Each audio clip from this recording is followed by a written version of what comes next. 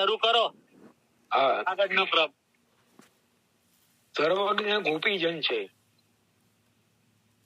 એમને તો ભવિષ્યમાં થનાર વ્યોમાસુર વધ લીલા વગેરે પણ સ્પષ્ટ દેખાય છે.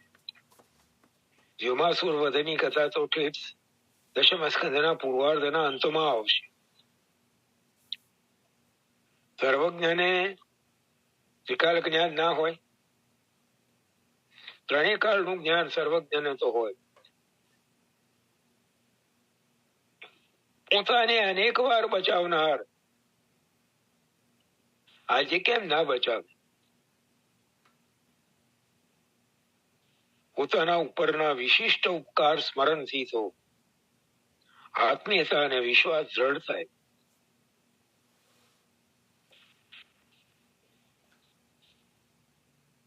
કોઈએ આપણા ઉપર વિશેષ ઉપકાર કર્યો હોય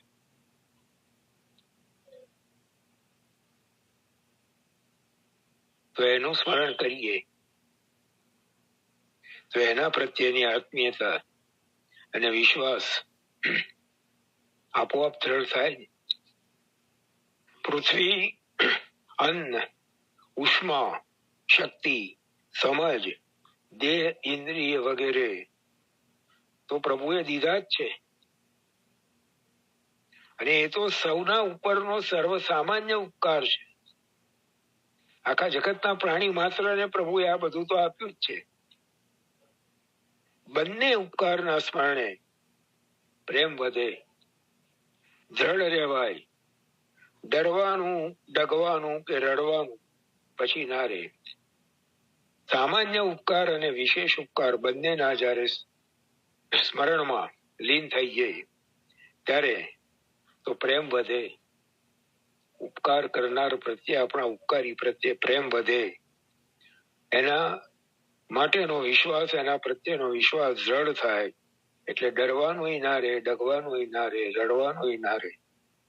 મર્યાદામાં કુંતાજીએ પણ વિશાન મહાજ્ઞ થી ઉપકારો પ્રભુના સ્મર્યા છે. વિષથી અને મહાઅગ્નિથી. કયા સંદર્ભમાં કહી રહ્યા છે? ભીમને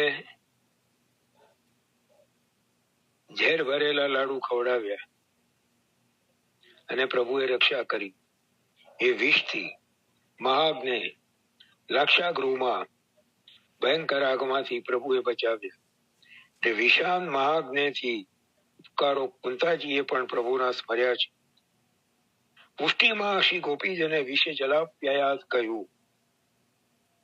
બંનેમાં પહેલા વિષ છે.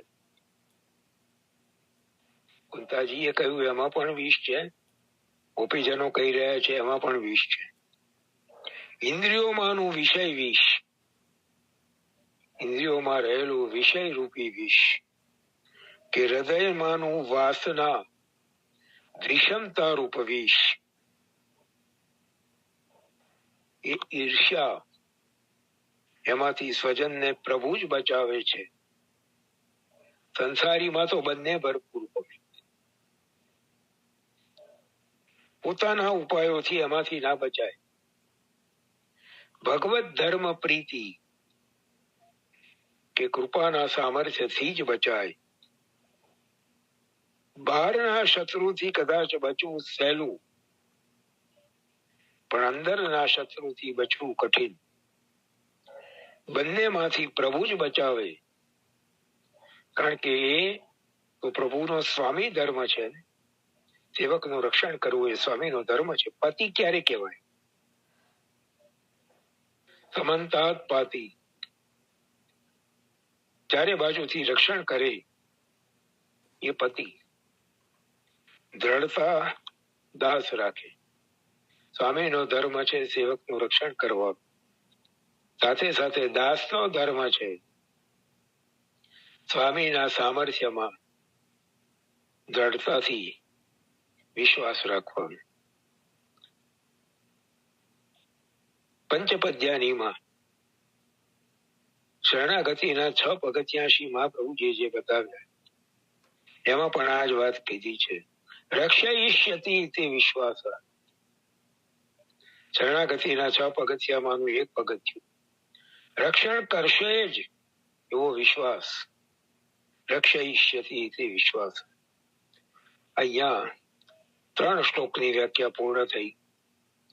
ચોથો શ્લોક, ન ખલુ ગોપિકા નંદનો ભવાન અખિલ દેહિના મંતરાત્મદ્રુપ વિખર સાર્થિતો વિશ્વગુપ્તયે તખૌ દેવાન સાત્વતામ કુલે.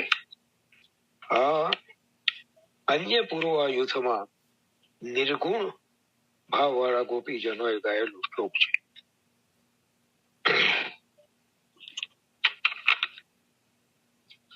એની વ્યાખ્યા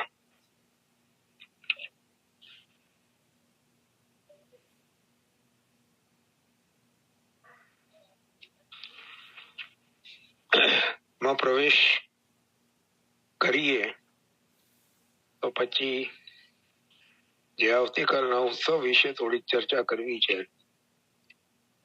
એ કદાચ આપણને સમય ના રહે એટલે એમ વિચારું છું કે જે ગોપી ગીતના ક્રમને અહીંયા વિરામ આપીએ અને આવતીકાલના ઉત્સવ વિશે થોડી ચર્ચા કરીએ.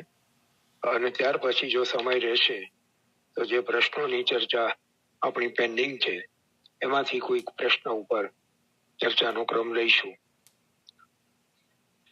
તો આવતીકાલે માગસર સુદ સાતમ, શ્રી ગોસાઈજીના ચતુર્થ પુત્ર શ્રી ગોકુળનાથજી મહારાજનો પ્રાગટ્યોત્સવ. આપનું પ્રાગટ્ય સંવત 1608 માગસર સુદ સાતમના દિવસે અડેલમાં શ્રી રૂકમણી વહુજીના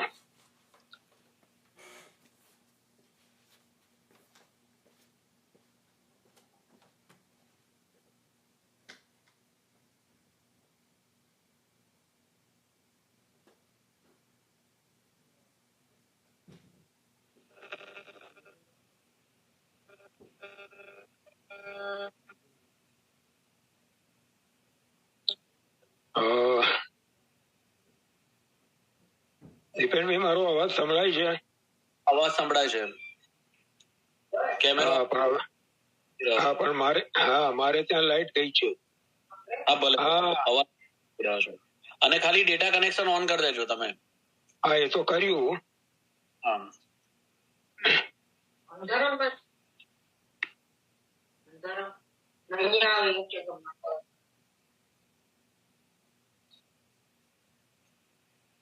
ભાઈ, હું બેઠો છું અહીંયા.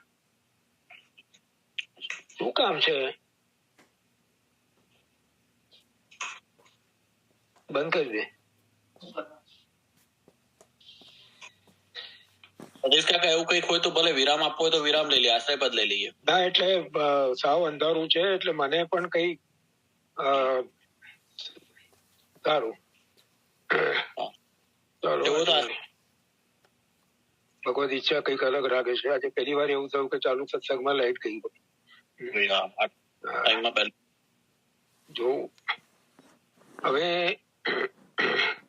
2-5 મિનિટ જોઈએ, જો લાઈટ આવે તો ઠીક છે, નહીં તો પછી આશ્રય પદ લઈને વિરામ આપીશું. કારણ કે અંધારામાં ચાલુ રાખવું થોડુંક અનુકૂળ નથી લાગતું. કારણ કે મને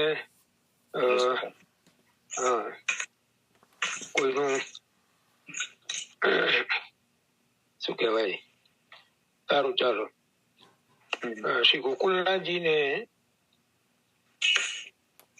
પ્રભુના અલૌકિક યશ ધર્મની મુખ્યતા વાળું સ્વરૂપ માનવામાં આવ્યું છે. શ્રી ગોસાઈજીના 7 બાળકો શ્રી ગિરધરજી ધર્મી સ્વરૂપ અને 6 બાળકો શ્રી ગોવિંદરાયજીથી લઈ